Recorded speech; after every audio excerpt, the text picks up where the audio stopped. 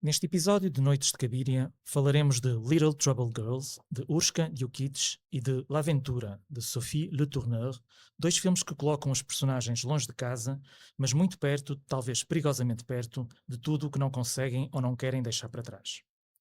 Antes de nos lançarmos à conversa, vamos, como habitualmente, medir a temperatura aqui no estúdio. Pedro, como estás hoje? Olá, eu, para variar, escolhi assim uma coisa um bocado complicada e vou falar de, de um cineasta que toda a gente, quase ninguém gosta, nem cinéfilos, nem críticos, que é o James Ivory, mas que eu acho bastante piada, do filme dele, Quarto com a Vista sobre a Cidade, quando a personagem principal, a Lucy, e mais a sua dama de companhia chegam ao hotel onde vão ficar em Florença e pedem um quarto que tenha uma vista.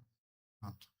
E o que eu acho engraçado, tanto no romance que deu origem a esse filme, como ao filme em si, que eu acho que é uma adaptação muito, muito interessante e muito fiel, é que essa vista é, por um lado, o desejo da sensualidade visual, mas é também o desejo da sensualidade do corpo, que em breve vamos assistir, mas também o desejo da sensualidade das ideias libertadoras. Ou seja, eu nesse filme e noutros desse realizador encontro uma certa ideia de não haver separação entre natureza e cultura e das ideias poderem ser um domínio sensual. Eu disse que ia ser complicado.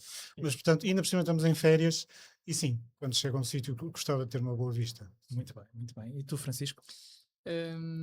Complicadíssimo.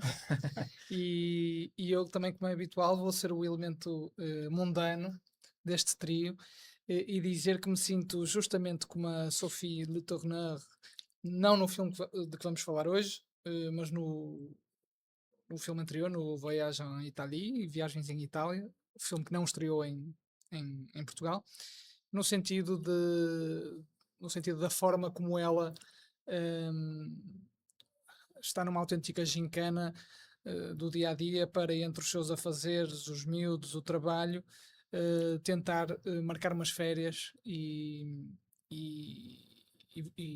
e apontar, fixar dois ou três sítios que gostava mesmo de ir ver.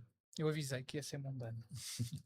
Bom, eu esta semana tive que passar uma noite nas urgências como acompanhante e senti-me no regresso ao trabalho de manhã um pouco como o Paul Hackett no final do filme Nova York Fora de Horas, do Scorsese, que depois de uma noite de episódios atribulados vai direto para o trabalho, não é? Com o seu fato um pouco sujo e senta-se à secretária e há ali há um certo conforto naquele no regresso à normalidade, mas também uma estranheza porque são dois mundos que parecem não comunicar, aquele mundo do dia com o mundo da noite. Esta foi assim a minha escolha. E pronto, agora sim, estamos prontos para avançar para a conversa e para o primeiro filme deste episódio, Little Trouble Girls, da realizadora eslovena Urška Djukic, a história de um grupo de raparigas adolescentes que frequentam a mesma escola e o mesmo coro feminino. Desse grupo, duas assumem destaque: Lúcia, uma rapariga tímida, e Ana Maria, mais experiente e desbocada. A ação decorre quase toda num só fim de semana, em que o coro se reúne num convento para uma série intensiva de ensaios. Nesse lugar, longe da tutela da família e espicaçada pelas amigas, Lúcia é confrontada com o seu próprio despertar sexual. Francisco, este é um filme original ou nem por isso? Bom, a questão assim colocada é É frio, não é? sim, é muito dura como se dizia no futebol, depois do Maradona já estava tudo inventado. Mas percebo o sentido da tua pergunta, embora a minha resposta não vá por aí. Ou seja, à semelhança de outras conversas que temos tido aqui nos episódios anteriores, eh, este filme é para mim mais um exemplo daquilo que até foi o próprio Pedro que salientou em pelo menos dois desses episódios. Ou seja, a mim parece mais um exemplar desta vaga que já dura e dura há alguns anos, de filmes muito bem feitos, muito bem compostos e que parecem saídos da escola de cinema feitos por um excelente aluno. Ou seja, onde tudo está muito arrumadinho, muito bem contado, mas seguindo uma espécie de um guião onde não há lugar, a meu ver, nem para o rasgo, nem para a invenção. É como se, de alguma forma, e digo isto mesmo sem ponta de exagero, quando eu saí do filme, é como se eu já tinha visto este filme N vezes.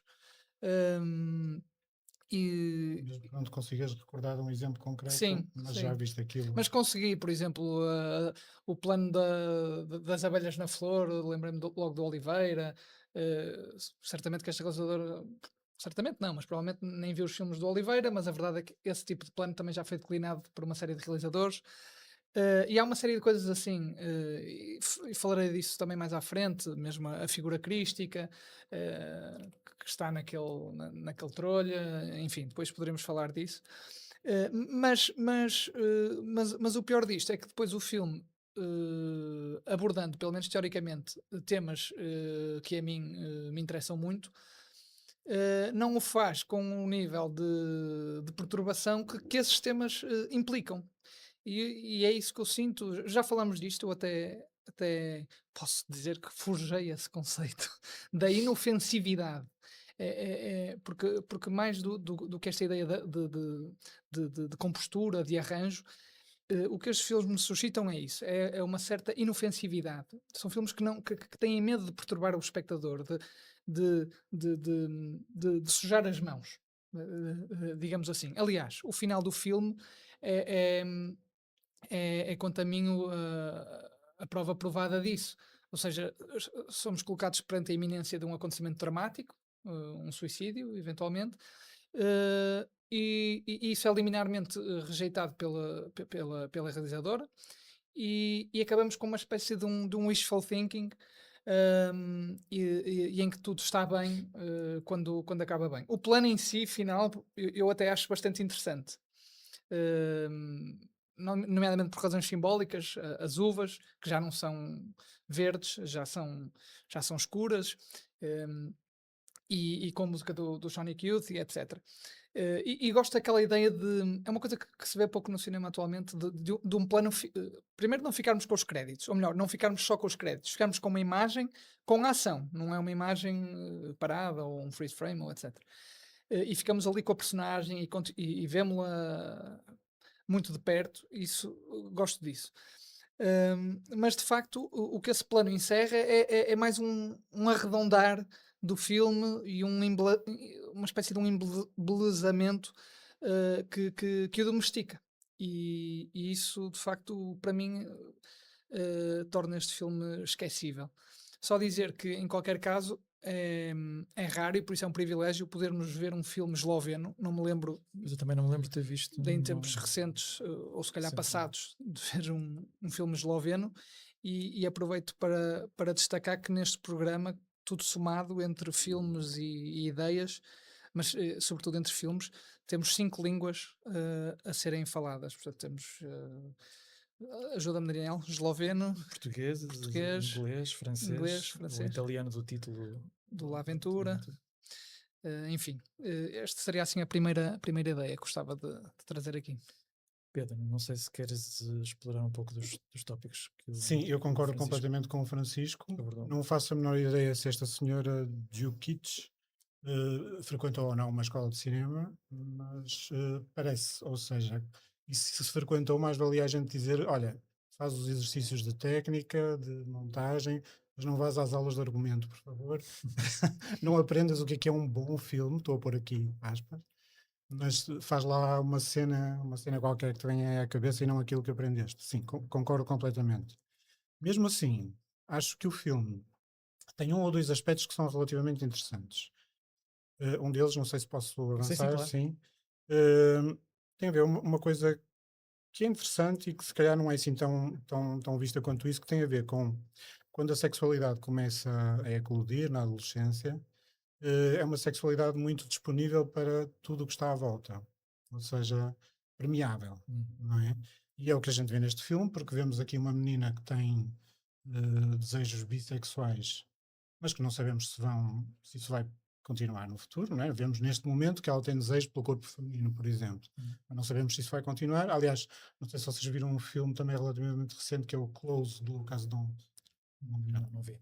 Sim, não vi, mas sei qual é, sim. Que é uma história de dois meninos muito amigos, apenas amigos, e que começa a haver um certo burburinho de que aquilo possa ser mais do que amizade, Vi, sei. e é um deles que assume logo afastar qualquer hipótese de dimensão homossexual. Portanto, a gente não sabe se se ela vai alimentar esta bissexualidade que existe agora em forma embrionária. Também questões de classe social. Ela mostra ali a atração por um trabalhador da construção É civil. surpreendente porque eles estão a jogar um jogo de verdade e consequência. Ela tem que beijar, acho que A a rapariga rapariga mais mais bonita bonita do e ela mundo. escolhe a A estátua. Virgem Maria, sim. Francisco, não sei se queres falar também daquilo que gostaste mais no filme, antes de eu também dar aqui minha opinião. Há um aspecto que me parece interessante, é que hum, esta protagonista é uma omnívora, digamos assim. Ou seja, nisto o filme suja-se um pouco, no bom sentido. É uma protagonista que vimos numa breve cena no início que enfim, terá sofrido uma certa repressão por parte da mãe. Do pai nunca temos, Não sabemos. nunca temos conhecimento. Mas é uma rapariga que, de forma mais ou menos implícita, vai manifestando o desejo ao longo do filme, né? Enfim, o desejo é o tema do filme, mas vai manifestando esse desejo por tudo. Eh, por homens, por mulheres, por Cristo, pela Virgem Maria, enfim, entrando na anatomia humana, porque ela é trabalhada no filme sem pudor, mas com elegância, pela figura fálica, pela genitália feminina, pelas mãos, por vulvas. Por outro lado, de um ponto de vista mais sensorial ou intelectual, ao mesmo tempo é alguém que é uma apaixonada pela música, mas também pelo silêncio. Nesse particular, há um aspecto interessante do filme, e isso sim tocou-me, que são os monólogos que ela vai tendo. Não sei se recordam, são poucos. Eh, ela tem alguns monólogos interiores que ouvimos como se fosse um stream of conscience, que só aparece de vez em quando, mas que tem um efeito interessante porque aparecem não num momento em que a personagem está a pensar ou está sozinha, mas quando ela está em interação com outros. E eles aparecem como uma espécie de, hum, de fogachos, de raios que irrompem enquanto ela está a fazer outras coisas. Não sei se recordam disto. Não estou Não estou a lembrado lembrar disso. bem. Mas o Eh, filme tem qualidades, isso não é? sim, Se calhar o seu limite é sim. ter Sim, também qualidades. reduzir aquilo a um filme de escola também não é Sim, justo. sim, sim. Não. É um pouco mais do que Não isso. era isso que eu Sim, estava a sim, dizer. eu sei, mas Sim, pode ter sim. ficado a ideia que também Não, era um filme não. muito esquemático, também não é bem assim. Não, e Sim, atenção, sim, sim. não era todo isso, e aliás eu tenho maior respeito e gosto por filmes de escola. Sim, Eu, só para, não, porque parece que, da forma como disseste, dizer que um não filme fui eu que disse, vocês é que dizer que era um estavam filme a. de escola Ah, quem falou de escola fui eu. que seria algo que diminuiu ao filme. Não, um filme de escola é um filme de escola com todas as suas qualidades, e eu próprio já os fiz, portanto, hum, quando disse filme de escola é no sentido de ser um filme com a lição bem apreendida. Era mais nesse sentido. Eu Mas trabalho numa escola, mas, mas acho que se pede que o aluno vá não mais. seja académico. Não Sim, é? sim, sim, sim, sim. Pronto, sim. Mas Sim, continua. neste sentido, este filme também é um filme académico. Sim. Embora, por exemplo, um filme como Los Domingos, que quanto a ti, se não estou em erro, não era de que tu gostaste mais do que eu, por exemplo, Los Domingos, também com uma protagonista feminina. Temos tido muitas destas protagonistas femininas em contraciclo, com universos próprios, mas esse para mim ainda era um filme muito mais académico. Depois também há aqui a escolha dos lugares e das personagens secundárias, que nós ainda não falamos, quer dizer, já falamos um pouco, Uhum. é que não são apenas escolhas que servem à narrativa, são também escolhas de valor simbólico, claro que às vezes um pouco descarado e se calhar não muito original. Estou-me a Sim, lembrar sim, sim. do convento, que é um lugar de mulheres, de celibato, não é? Que é também, no fundo, um prolongamento da tensão entre a religião e o corpo e da própria casa dela, não é? Porque a mãe é uma mulher conservadora, muito religiosa e até repressora um pouco. E Uhum. portanto o convento é uma espécie de extensão da casa, embora seja um bocadinho mais livre, um bocadinho, se calhar muito mais livre, mas tem esses elementos. E por outro lado, há a questão do coro, não é? Em que o instrumento é a voz, não há nenhuma intermediação, não há um piano, não há um violoncelo, portanto isso também, num filme sobre o desejo, é uma coisa que obviamente é interessante, embora também não seja particularmente original. Sim, e desculpa só, ainda sobre o coro. O coro também traz aquela ideia de conformidade, de homogeneidade. e ela, nesse sentido, é um elemento dissonante, divergente. Mas pronto, isto são tudo ideias que Sim. E depois há, que já estão há os homens das tratadas. obras, porque isso, claro, foi uma estratégia que ela conseguiu, porque ela precisava de infiltrar alguns homens no convento. Pensou, bem, vai haver aqui umas obras, isso até é uma ideia, pronto, não é extraordinária, mas percebe-se que ela tenta encontrar ali uma maneira de fazer com que os homens entrem no convento. E foi através desse mecanismo das obras que esses homens chegam ali ao convento. E há ali uma distância física, social também, como o Pedro já falou, não é? São de outros, eventualmente, a gente não sabe muito bem também quais são as origens sociais delas, mas há uma distância física, porque eles estão mais afastados, estão a tratar da vida deles, não é? A trabalhar. E essa distância também tem a ver um pouco com o desejo, porque se o desejo tem a ver com a intimidade, também naquela altura também tem muito a ver com a distância, com o fabular, com o imaginar, e portanto esse componente está muito bem desenhado aí nesses elementos, porque os homens estão a trabalhar, estão de certa maneira distantes, não é? E depois estão mais velhos, também tem essa questão da idade, essa distância da idade. Uhum. E finalmente há uma outra personagem, que é a única personagem masculina ali, que é o professor de música, que é talvez a personagem mais ambígua de todas, não é? Ele é uma figura de autoridade, mas também é alvo de chacota da parte delas. Há o episódio dos Sim. calções e outras coisas. E há um confidente, mas também é castigador. É assim uma figura que talvez seja a figura mais ambígua Sim. de todas. E sobretudo é uma figura que quando se apercebe da ligação entre aquelas duas raparigas, que fica extremamente ciumento e Mas o possessivo. Pedro acho que queria falar qualquer coisa sobre isso, não é? Sim, eu queria falar da questão musical propriamente dita. E também por causa da questão das intenções do autor, porque eu vi umas declarações desta cineasta Uhum. em que ela dizia que queria mostrar que o cantar num coro fazia parte da sua solidificação enquanto voz feminina, que era uma forma de emancipação. E curiosamente, eu não vejo isso muito expresso no filme. Aliás, vejo o contrário. Vejo que os momentos em que elas estão a cantar são momentos de de um vago tédio, estão ali a ter uma aula. Eu não vejo assim um grande entusiasmo. Há na sequência onírica final, quando poderia ter sido o tal suicídio, aquele momento em que estão as freiras a cantar, e que é um momento extraordinário musicalmente falando, não é? Eu tentei procurar o que é, não encontrei, mas é só aí, agora não vejo nada de interessante. E o que eu acho de toda a experiência musical que eu tenho, é que embora, como tu estás a dizer muito bem, a voz que canta é exatamente a voz que fala, é a voz que respira, e a voz que geme durante a relação sexual, não é? Portanto, há essa dimensão corporal. Mas se o trabalho com o aluno não for muito bem feito, essa relação corporal pode nunca chegar a existir, ou seja, pode-se quase sentir que a música erudita é menos intuitiva na relação com o corpo, não é? Uhum. Não estou a dizer que tenha que ser assim, mas estou a dizer que tem que se tratar isso com pinças, não é? Uhum. Até porque os meninos não ouvem nos seus Spotifys a música que depois vão cantar ao coro. Não é uma coisa com a qual tenham relação.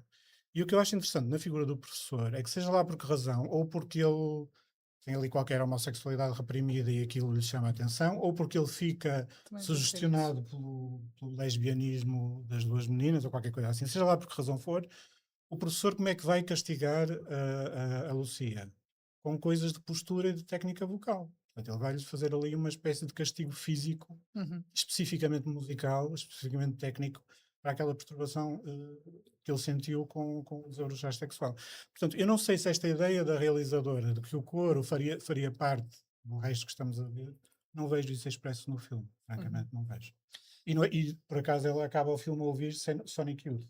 Uhum. Pois.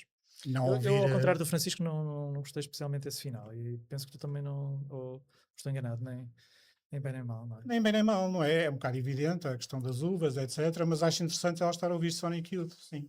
Porque aí nessa música a relação mais Forte. rápida, mais intuitiva. Não estou a dizer que é mais forte, é mais intuitiva, mais rápida. Espero que os meus colegas não me despeçam amanhã. Mas eu não estou a dizer que não haja relação corpórea. Estou a dizer que tem que ser muito bem trabalhado para que se descubra essa relação. É só isso. E é só acrescentar relativamente ao professor, tu avançaste essas hipóteses todas e elas estão de facto em cima da mesa, nomeadamente uma homossexualidade reprimida, ele ficar sugestionado por elas, como disseste. Mas o filme despertou em mim ainda outra ideia, que foi quando o professor é ela, a Lucia, que conta ao professor Sim. da relação, não é?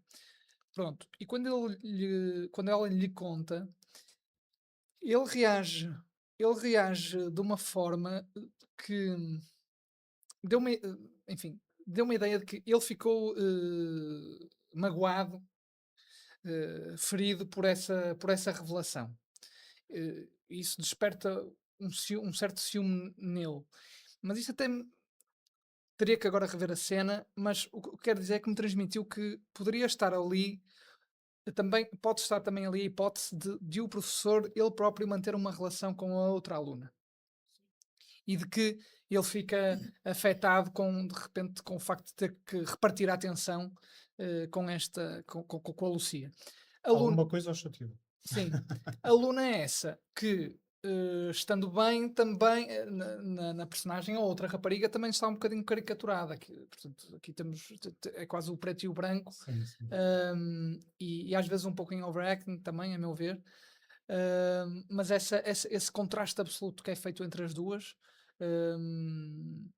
não tanto em termos morais, porque de facto, como eu disse, a Lucia é um ser omnívoro, mas em termos da aparência, da capa, da forma como se expressam, isso é um pouco. Reduz um bocadinho a complexidade que as personagens podiam ter. Eh, Deixem só fazer a pergunta. Acharam que o coro estava na continuidade do seu desabrochar sexual? como assim? Acharam que o facto de cantar fazia parte desse processo? Sentiram isso no filme? Não, a única coisa que senti foi aquilo que já disse, que é, eu acho que ela fez essa escolha do corpo exatamente para não haver uma intermediação, não é, entre as raparigas e um instrumento musical. Ou seja, ser o próprio corpo a funcionar como instrumento. Eu acho que foi essa a intenção dela. E para mim é por aí, não é? E depois também há aquela coisa do corpo ser feminino, terem esta viagem em que vão estar sozinhas, vão estar fora de casa. Pronto, isto foi, para mim, é um estratagema para colocá-las num outro ambiente. Uhum. Motivação extrínseca. E também por esse lado dessa ligação ao corpo ser mais direta. Pelo menos foi assim que eu Uhum. entendi o filme. Só uma última nota. Até que enfim vemos um filme em que são as miúdas e não os miúdos a espiar os homens e não os miúdos a espiar as mulheres. A cena em que eles vão observar Vão ver os, no lago, não é? No rio. os trolhas no rio. Ahm, isso é corajoso e interessa-me no Sim, isso é filme. verdade. Mas também há aqui uma óbvia influência do filme A Rapariga Santa, da Lucrécia Martel. Sim. Quando vi o filme acho que é uma coisa óbvia. Depois até descobri que a realizadora mostrou o filme da Lucrécia Martel Pois. às atrizes. É. Às atrizes. Portanto, Mas lá está, esse é um filme que perturba. sim, esse é um filme, na minha opinião, bastante melhor, mas eu acho que isso também se deve não só a algumas coisas de realização, mas também ao facto de, neste filme, o desejo das adolescentes e dos adultos estar, de certa maneira, separado. Não é? Pronto, eles têm a vida deles, ela tem a vida deles, um bocado vida de adolescente, com as partidas habituais e algumas provocações das raparigas mais desinibidas. Sim. Mas o desejo dos adultos está separado. E no filme da Lucrécia Martel, eles misturam, e portanto isso dá uma certa perversidade, e um certo incómodo que aqui não existe. Aqui o filme é isso, lá está, é um pouco mais plácido. Sim. Falta-lhe essa atenção.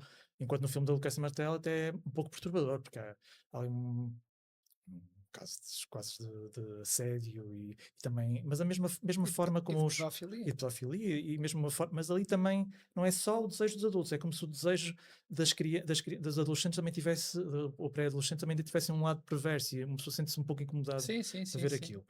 Enquanto neste não, lá está, é um filme em que tudo acontece de forma relativamente previsível. Não? Será que tu falaste naquela transição onírica quando ela está na ponte? Será que, agora pensei nisso, será que todo o final é apenas isso? Ou seja, será que ela tirar a sua própria vida concretiza-se e tudo o resto que vemos é no domínio do onírico? Eu penso que Eu a acho cena que não. das uvas é uma cena realista. Eu Tenho dúvidas. também fiz essa leitura, pelo menos. Eu fiz na altura, mas agora com a conversa questionei-me. Muito bem. Então, na segunda parte deste episódio, julgo que podemos passar ao próximo filme. A nossa conversa irá girar em torno do filme La Aventura, que acompanha num registro de falso documentário as férias de um casal com duas crianças em viagem pela Sardanha.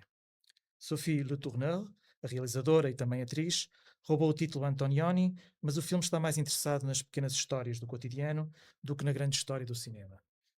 Pedro, não sei se queres falar um pouco da ligação deste filme com o filme de Antonioni. Sim, eu acho que é Se é que aventuras. ela existe. Sim, quer dizer, existe, Bom, obviamente. Isto é uma trilogia, não é? O primeiro filme chamava-se Viagens em Itália.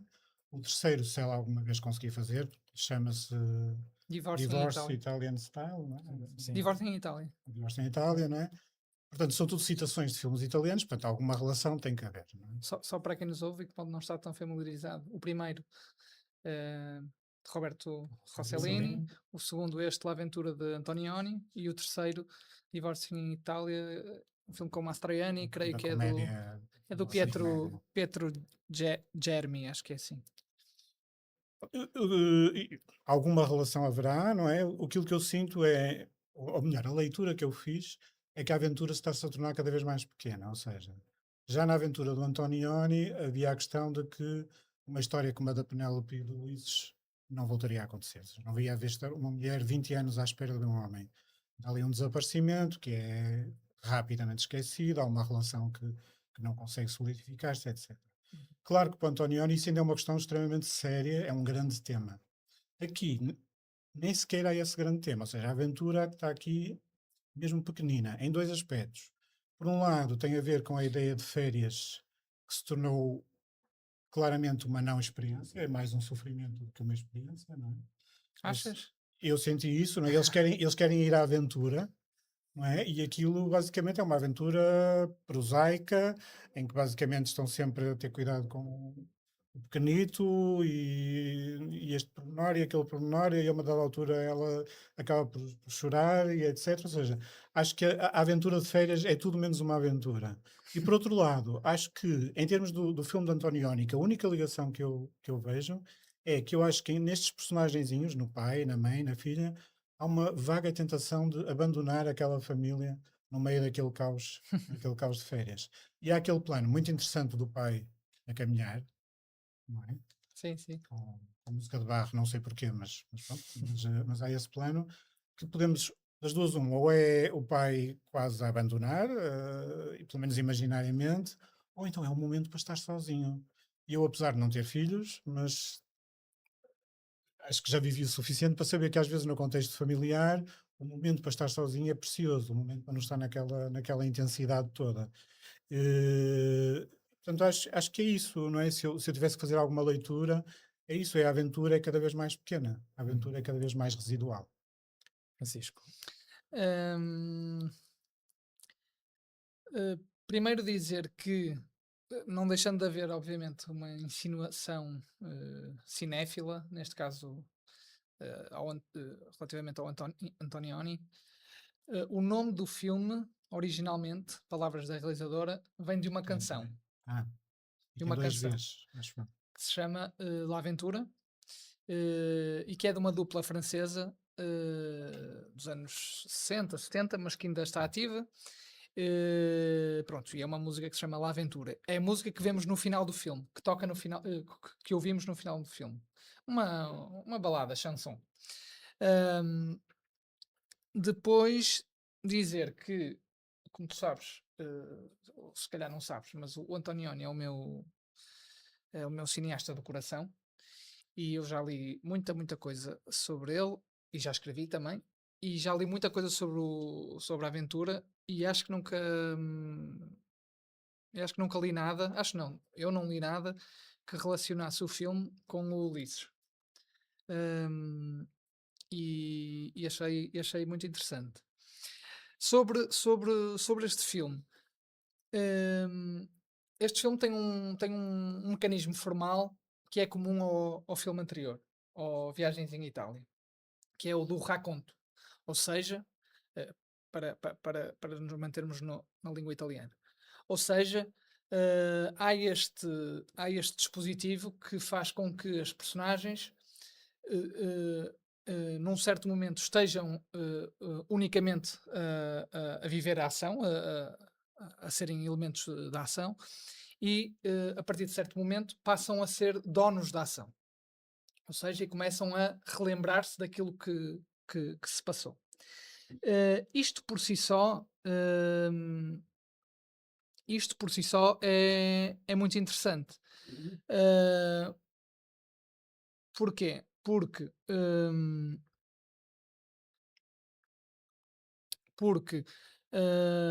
é uma forma de trabalhar a narrativa e o tempo, fragmentando e fazendo aquilo que tu tens dito em episódios anteriores, ou seja, tu disseste isso num episódio há uns tempos, quando disseste sobre os filmes bem feitos, académicos, que temos analisado alguns deles, disseste, estes realizadores dão a narrativa um, dão a narrativa de barato, como se não houvesse nada a fazer com a narrativa, como se não houvesse Como forma se já não tivesse sido questionada questionada, inúmeras vezes. reinventada, Sim, sim. reconfigurada. E ela faz isto, abana a narrativa dessa forma. E isto é muito interessante porque quando não são eles que contam, quando não são as personagens que descrevem a narrativa, o olhar da câmara é um olhar objetivo, que é sempre subjetivo, já sabemos, é uma escolha de um ponto de vista, mas é objetiva. A câmara testemunha a realidade e a ação. Quando são eles que contam e eles passam a ser os donos da ação, o que estamos a ver é sempre através do olhar subjetivo das personagens e daquilo que elas se lembram. O que pode não ser exatamente a mesma coisa, e não é, do que aquilo que nós vimos quando é a câmara a filmar e quando temos o olhar objetivo da câmara. Não sei se me fiz entender. Sim, sim. São duas perspectivas diferentes. Ahm, porque quem conta, quem relembra, quem conta um ponto, está sempre a acrescentar um ponto. E portanto, são eles que ordenam e moldam os acontecimentos, e isso é uma diferença importante. Agora, esse dispositivo no Viagens em Itália é utilizado de forma parca e parcimoniosa, que me parece bem, só acontece quase no último terço do filme. E isso permite que a ação flua e se desenrole. Neste filme, para mim, a utilização desse mecanismo é perfeitamente cansativa. Ela está sempre a fazer isso, desde o primeiro momento, e é como se a ação estivesse sempre a ser interrompida. E isso tira a fluidez ao filme, eh, sobretudo porque o mecanismo se torna previsível, porque quando ele aparece nas viagens em Itália, de facto a Habana sacode o filme, e nós pensamos então naquilo que eu acabei de dizer, ou seja, agora o que eu estou a ver já não é, pode não ser exatamente o que aconteceu, mas aquilo que as pessoas se lembram e mais, que se querem lembrar, não é? É porque eu recordo que esse mecanismo formal no Viagens em Itália aparece no último terço, quando eles estão a falar do final da viagem em que eles se aproximam, afetivamente. Portanto, isso também é, se calhar, aquilo que eles querem lembrar. Isto é muito importante. Porque quando eles estão na parte chata da viagem, das quesílias, etc., nunca é do ponto de vista da recordação deles. Mas aqui estamos sempre a ser interrompidos por isso e muitas vezes, quando vem o raconto, ou seja, vem o raconto e nós já sabemos, ok, depois deles terminarem isto, vamos ver aquilo a que eles estão a referir. E o que muitas vezes vem a seguir ao que eles estão a referir são cenas, por vezes, perfeitamente, não vou dizer desinteressantes, mas muito banais. Sendo o filme, obviamente, uma ode à banalidade e à trivialidade das férias em família, já o sabemos. Mas isso torna para mim, de facto, o filme a certa altura muito fastidioso e previsível. E isso afastou-me um bocadinho do filme. Como não tinha afastado no Viagens à Itália, eu fiquei bastante entusiasmado com Sim, o primeiro há filme. um truque de montagem que está ligado ao que estás a dizer, que é muitas vezes o som das conversas permanece, não é? Mas surgem imagens ou de coisas que aconteceram ou que vão Sim. acontecer, não é? E essas imagens são ligeiramente mais poéticas e contrastam um pouco com aquele teor realista do resto do filme, não é? E eu acho que nem sempre essas imagens mais poéticas, essa tal truque de montagem funciona bem, pelo menos para mim. Em alguns Uhum. momentos sim, noutros momentos às vezes a música, a forma como ela coloca, não sei, muitas vezes não funciona para mim. Mas isso pode ser uma questão de gosto, pode não funcionar para mim, funcionar para outra pessoa. Mas para além desse detalhe ser técnico e também num certo sentido de gosto, depende das pessoas que veem o filme, eu acho que também é um pouco vazio porque o filme é muito bom nessa maneira como lida com a realidade, com essas engrenagens da vida comum, é muito bom nisso. e trabalha isso muito bem, que parece sem esforço, e não é? Ela teve ali, aquilo é tudo muito encenado, muito trabalhado, mas parece sem esforço.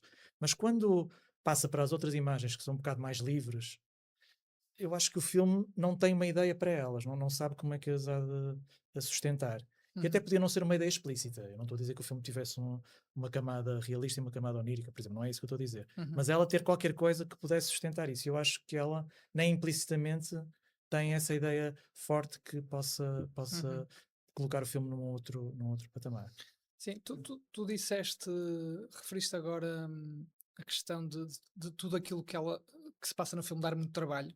Aparentemente não dá, e é verdade, sem dúvida.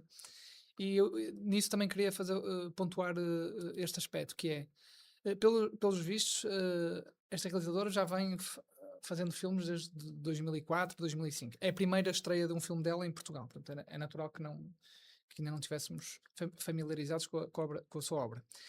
Mas o filme anterior, acho que todos vimos. Eu não vi, não vi. Ai, tu não viste? O Viagens em Itália. Uhum. eh, há aqui uma grande diferença de um para o outro. O primeiro, Pedro, certamente concordarás, é muito mais precário em termos de realização. A câmara, os Mas enquadramentos. sabes que foi feito com muito mais orçamento. Exatamente. A sério? A sério.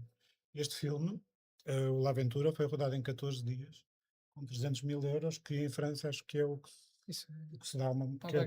curta-metragem relativamente barata, assim, realmente. Porque Com uma equipa muito motivada e a trabalhar em condições e o primeiro? difíceis. O primeiro não sei, mas sei que foi um filme com produção mais consistente, sim. Ok, depois vou Curiosamente. confirmar isso. Porque o primeiro, de facto, é um filme muito mais precário, câmara à mão muitas mais vezes. Tu vês que é deliberado ou as circunstâncias assim o exigiram. Não há neste filme está tudo muito bem filmado, é tudo muito sólido, os enquadramentos são bons, são bonitos, bonitos sem serem postal. Se há coisa que este filme não é um postal. Mas a luz é boa, as cores estão bem. No outro filme não é nada disso. A câmera está sempre a abanar. Há imensas cenas que as regras mais elementares da direção de fotografia não aconselhariam. E isto não é uma crítica, simplesmente é um modo arriscado e selvagem de filmar. Luzes escuras, as cores às vezes não estão bem trabalhadas, não se distinguem, e isso é uma grande diferença para este filme. O que é curioso, porque em termos, como é que eu ia dizer? Há uma coerência aqui em termos familiares. Ou seja, no primeiro filme é um casal que está por si, sem os filhos. E de alguma forma também está mais destrambelhado. E portanto a câmara também o pode ser. Agora, este casal está com os filhos. Tem que tratar da alimentação deles, do sono deles, têm que dormir em sítios bem planeados, embora isso não aconteça Sim. muitas vezes. Mas têm que comer horas, etc. E portanto parece que também a própria cinematografia vai ao encontro disso, no sentido também de assentar a reais de forma mais sólida. Mas também pode ter sido não exatamente isso, pode ter sido aquela ideia de aquilo é um cotidiano tão desarrumado que há imensas coisas pragmáticas para resolver, não é? O miúdo precisa de mudar de Sim, roupa, não sei, há sempre muitas coisas para resolver. as fraldas. Se o filme fosse filmado de uma forma muito livre, acabaria por ser sequer demais. Portanto, Causa confuso. mais. E eu até gostei disso, daquele lado assim muito arrumado, os planos, no meio daquela confusão. É a única coisa que é Sim. realmente estruturada são os planos, a maneira como ela filma, não é? Tudo aquilo. Eu acho que Aquilo é feito de uma maneira assim muito rigorosa e tudo o resto está dependente das contingências, não é? Das coisas que acontecem. Uhum. eu, por acaso, gostei bastante do filme. E acho que, no caso dela, é um aumento da ambição. Ou seja, ela pretende ser muito mais radical aqui no La Aventura do que foi no Viagens em Itália, que é um filme ainda com uma vaga tonalidade de comédia, engraçada, pronto. E depois há essa ideia do dispositivo que só surge na última parte. Aqui ela tentou mesmo ser radical. Mas também não sentes comédia neste filme? Não tanto, não tanto. Não sinto que me dê vontade de rir como me deu quando vi o Viagens em Itália. Claro que ela é uma figura burlesca, tem um bocadinho nessa Sim, eu depois tradição, não é? gostava de falar um bocadinho. Pronto. Mas acho que sim, e era uma coisa que eu gostava de falar, que há aquelas cenas do raconto, como tu dizes, não é? Que são cenas que estão sempre a ser interrompidas, ou cai uma coisa, ou há um ruído, ou não sei o quê. Que é precisamente o contrário do método de rodagem que ela adotou. adotam um método de rodagem extremamente controlado, e é por isso que vocês estão a ter essa sensação de controlo. Por exemplo, as cenas do raconto, todos os atores, à exceção da criança, tinham um auricular e estavam a ouvir exatamente o raconto que houve quando ela fez aquela viagem. E estavam a tentar Pois eu adaptar também, o eu seu, também o li seu isso. estilo de representação a esse, a Uhum. esse tom e velocidade, etc. Portanto, isto é de um controlo enorme Sim, para sim, nos sim. querer dar a sensação de improviso. Mas eu nunca senti isso. Nunca sentiste o quê? A sensação de improviso. Pronto, pode ser um improviso extremamente orquestrado, não é? Mas eu estou a dizer a Uhum. intenção dela Sim, sim, foi, sim, percebo, foi, foi percebo. de uma certa ambição, nesse sentido. E eu gosto, e quer dizer, se tu gostas tanto de Antonioni, sabes que havia aqueles maldizentes que diziam que eram filmes entediantes sobre o tédio, Claro. que é ridículo. Se calhar este aqui é um filme um bocadinho previsível sobre a previsibilidade, não é? Pronto.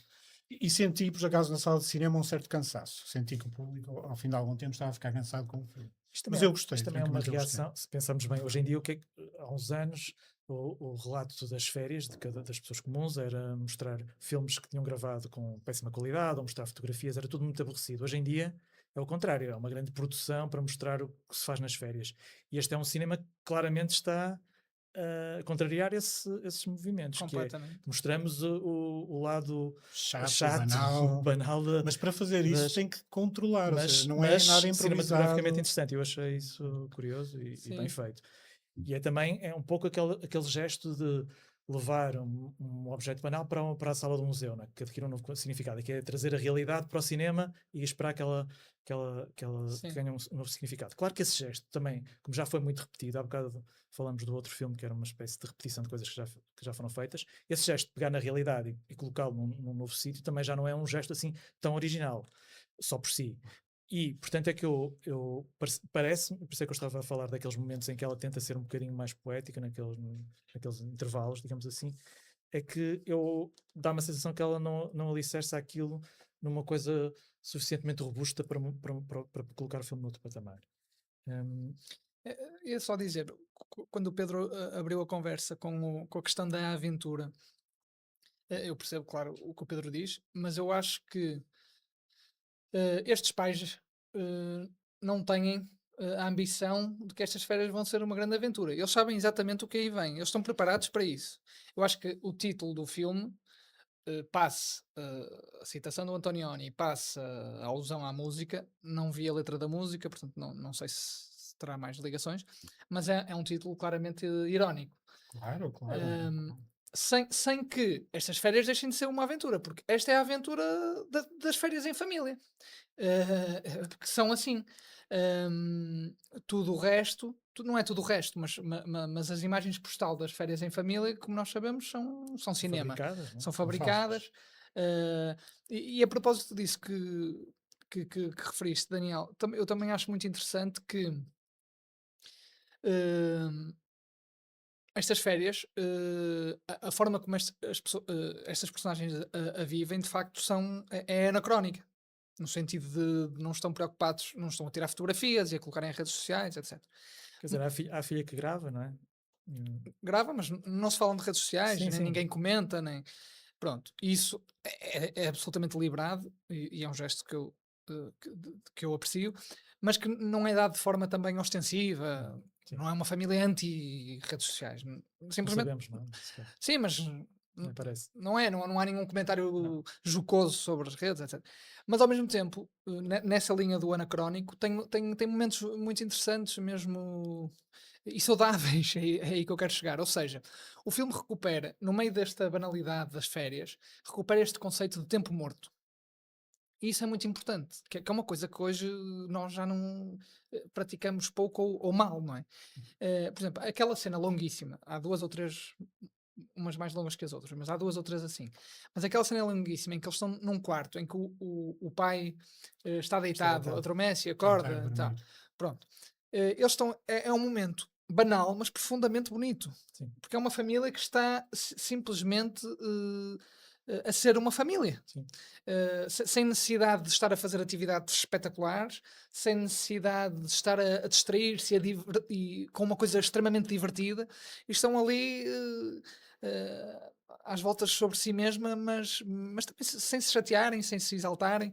E isso é bonito de ver. Sim, sim, eu também gostei disso. Até para além do filme não ter assim acontecimentos atribulados, não há assim nada de espetacular a acontecer. As próprias personagens também não se exaltam muito, não há assim grande. Pronto, às vezes há uma zanga, mas são coisas até relativamente tenues, não é? Assim, não leves, não, Sim, sim, as sim, sim. personagens não são muito, não têm personalidades fortes. Ela é um bocadinho mais que ele, se calhar ele é um pouco mais aliado, mas não há assim grande conflito também visível entre eles. Não é? Há ali coisas de tensão, obviamente, mas não há esse Parece conflito. que vão divorciar-se no terceiro filme. Pronto, Isto, mas sabem o que é que me está a parecer mais esta trilogia? E ainda não vi isso referido em lado nenhum. Esta trilogia está-me a parecer a trilogia do Before, do Linklater. Se pensarem nisso, eh, eh, claro que estes eu não vi o primeiro filme. começam já em adultos, mas começa a ter muitos paralelos. Eh, e a esse propósito, ia dizer que eh, também se nota do primeiro para o segundo filme. Convém dizer que eles no primeiro filme eles estão em crise, é um casal em crise. Não percebemos exatamente a dimensão, mas é. E ela, extremamente voluntariosa, ao contrário dele, que está desanimado, que está pessimista. Eles têm um diálogo muito interessante, não sei se te recordas, que até me fez lembrar, não tem nada a ver para aqui e para a família cinéfila da Sophie, creio eu. Fez-me lembrar o Salve-se Quem Puder do Godard, quando eles têm há um diálogo, a um balcão de um café, assim, um balcão corrido, em que eles falam sobre a relação entre o amor e o trabalho, como é que o amor se pode manter enquanto se trabalha. Pronto, é um diálogo muito forte, muito bonito. E eles, a certa altura, falam mais ou menos nesses termos quando ela lhe diz: vou simplificar, mas quando ela lhe diz, nós para resolvermos problemas ordinários temos que ir em busca de algo extraordinário, que no caso são umas férias, e eles vão à Sicília. E ele diz: não, as coisas ordinárias, banais, resolvem-se na banalidade. E, portanto, o que ele quer dizer, ele quer ficar em Paris e tentar resolver ali as coisas, ou simplesmente não quer resolver nada. Pronto. Mas é interessante que do primeiro para o segundo filme haja uma mutação nas personagens. A meu ver, ele está muito menos neurótico, menos pessimista, está muito mais aceitante. Já ela, e aí, pronto, eu queria dar uma palavra sobre a personagem dela. Ela de facto é burlesca, como disse o Pedro, mas também é punk. E eu gosto, eu gosto também. muito disso nela. Até começando pela, pela exterioridade física dela, ou seja, ela doesn't give a damn Não sobre. dá uma imagem favorável de si mesmo. Sim, portanto, não se preocupa com o cabelo, está como quer estar. Não sei E se nós dissemos que a realizadora é atriz também no É filme. Não atriz. sei a se... realizadora é atriz, exatamente. Hum, ela está como quer estar, sem se preocupar. Embora, no primeiro filme era assim, neste também, embora vá havendo apontamentos subtis ao longo do filme dela a observar os corpos de outras mulheres Sim. e a invejá-los. Isso Neste filme não é bem subtil, não é? Há um sim, plano que é mesmo. sim, digo subtil pelo número de vezes, isso Sim, sim, sim. acontece pai duas vezes.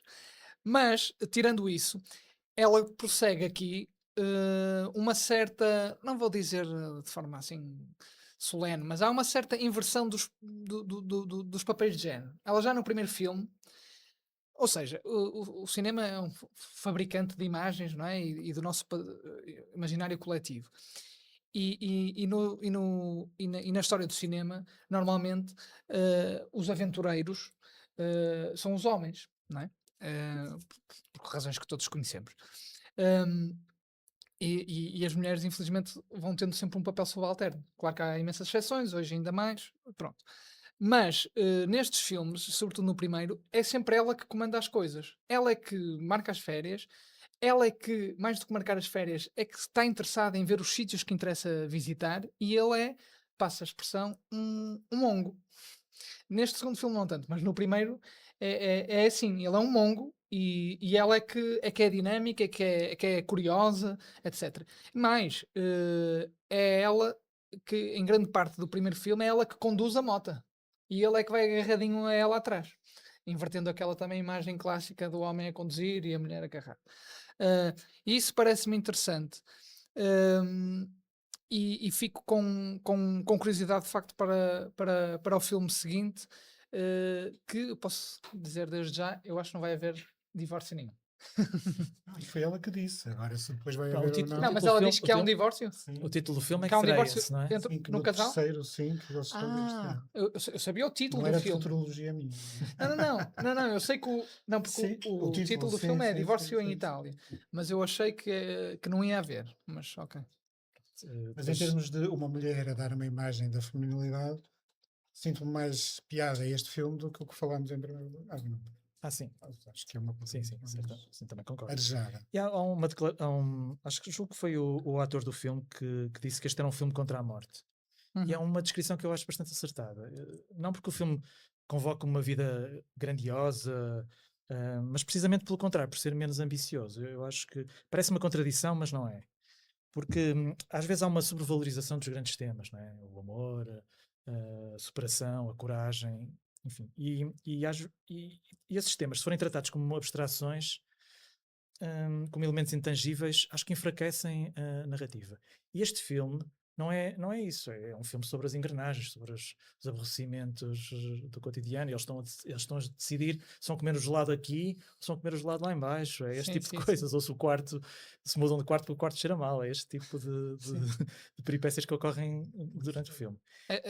Desculpa, essa cena é deliciosa. Eles acabam de chegar e o anfitrião deles, eles ainda estão com as malas nas mãos. O quarto cheira mal e cheira a cocó. Já está a falar de problema. Hum, e eu acho que há uma expressão que as pessoas usam às vezes, que é aquela expressão: é isto que levamos desta vida. E normalmente as pessoas dizem isso não para grandes coisas, mas para pequenos episódios, não é? Decidem, sei lá, agora já não tinha muito tempo, mas ainda vão dar um mergulho rapidamente e depois voltam para o carro, se calhar está frio, ficam um bocado desconfortáveis naquela situação, mas depois chegam ao carro e dizem: é isto que levamos desta vida. E normalmente são coisas pequenas. Eu acho que este filme é um filme sobre esta expressão. E até é mais do que isso, porque normalmente as pessoas dizem isso para coisas que têm algo nas quais descobrem algum prazer, não é? Tu foi de dar um mergulho, pode ser, sei lá, beber uma cerveja gelada, não sei, em determinado contexto. Normalmente são coisas associadas ao prazer. E aqui o filme também fala dos pequenos problemas, das chatices, dos incómodos, de tudo isso. E acho que na vida adulta nós percebemos que isso também é o que levamos desta vida. E Sim. nesse sentido eu acho que este é um filme bastante adulto. Não fala dessas pequenas coisas, mas não só como pequenos prazeres, mas como pequenos problemas que nos ligam ao pulsar deste mundo.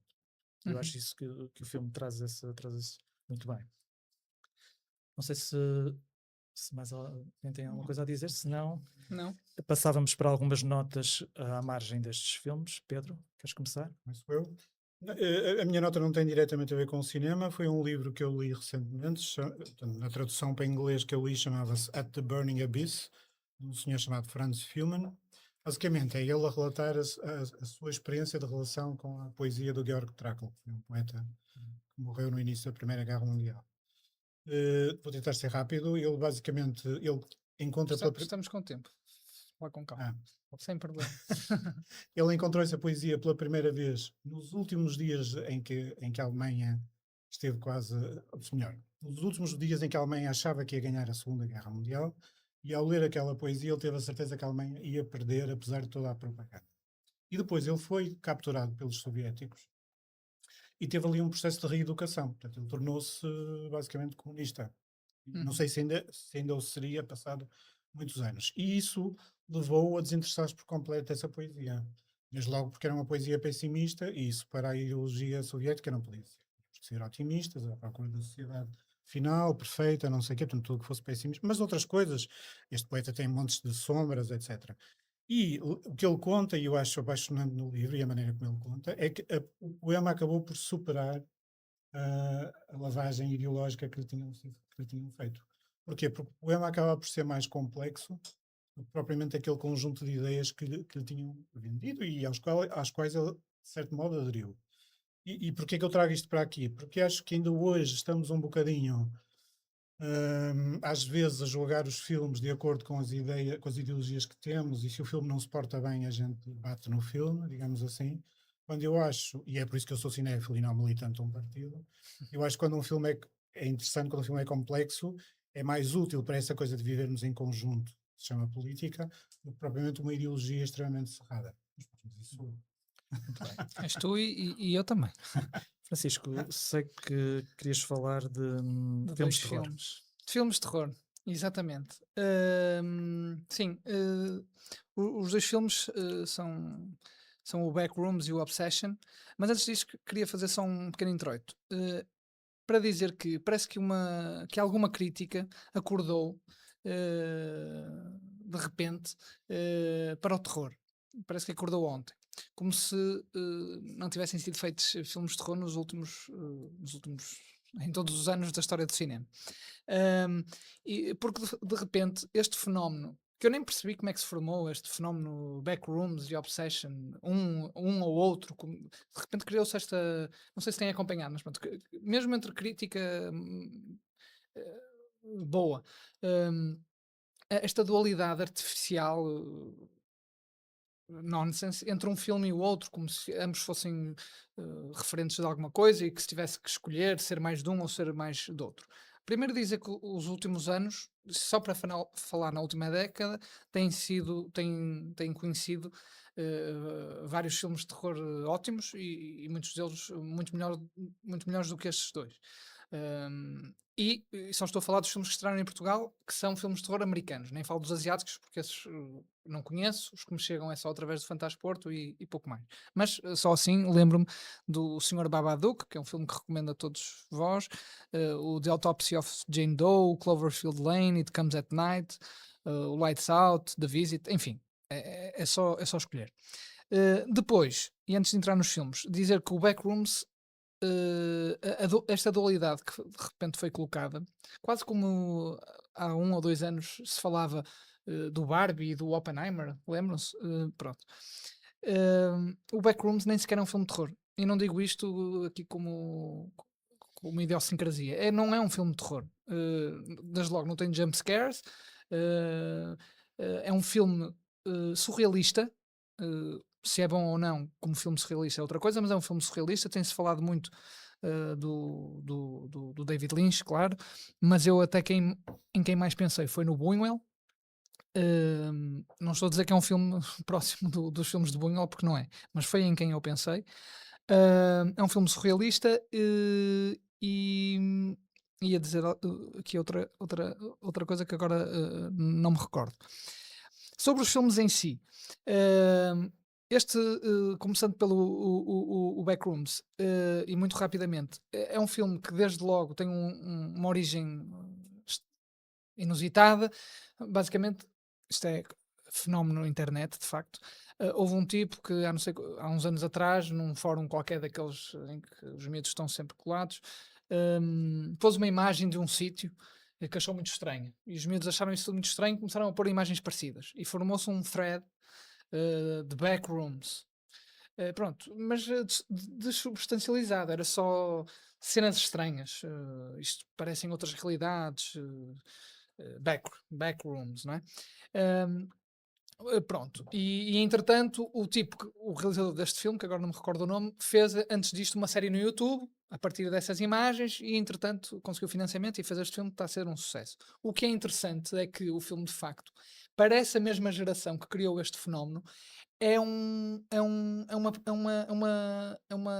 uma frustração exemplar. E digo isto com conhecimento de causa, porque eu fui ver o filme, era a única, não sei se era o último adulto, mas era a única pessoa com mais de 30 até de 25 anos na sala, era praticamente só adolescentes.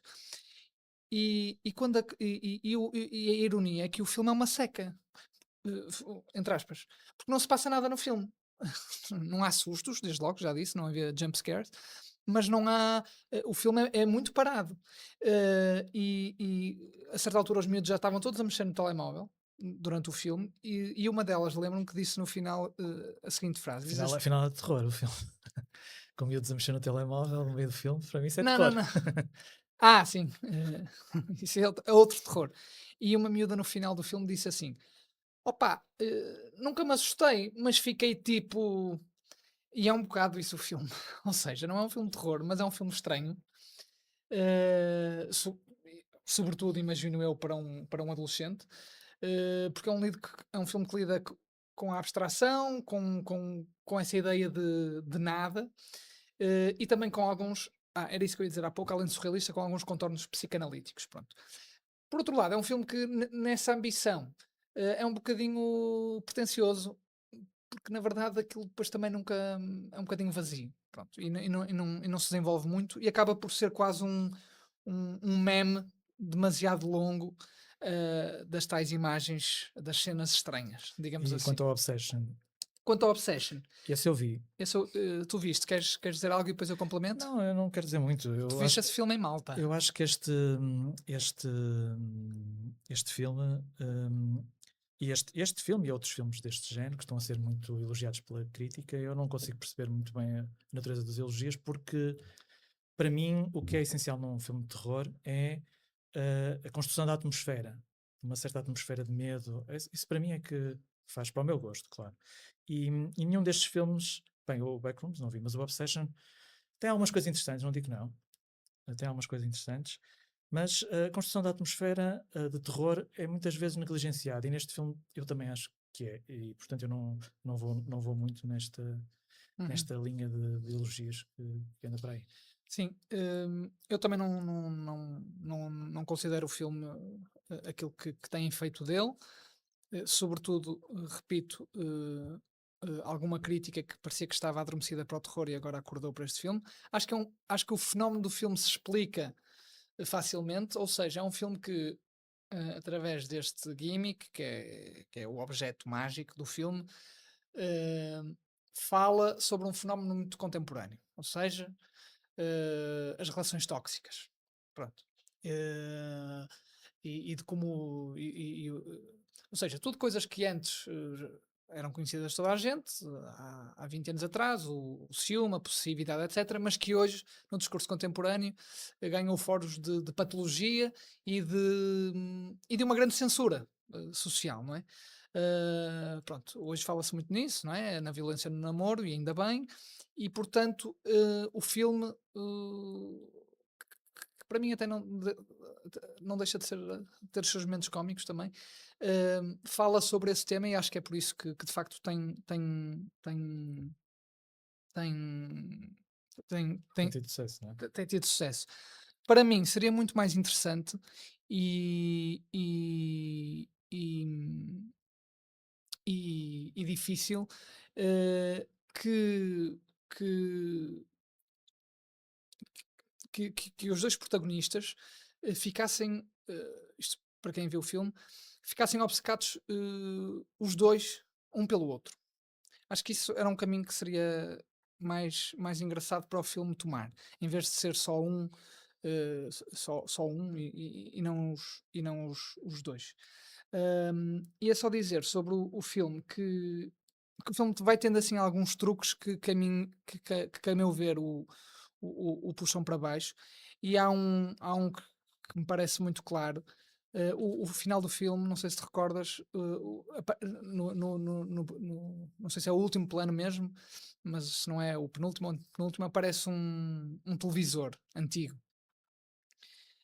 Ora, o filme passa-se nos nossos dias, os telemóveis estão sempre a aparecer no filme, portanto, aparece um televisor antigo, como elemento de anacronia que não tem, não se justifica, e aparece com imagens.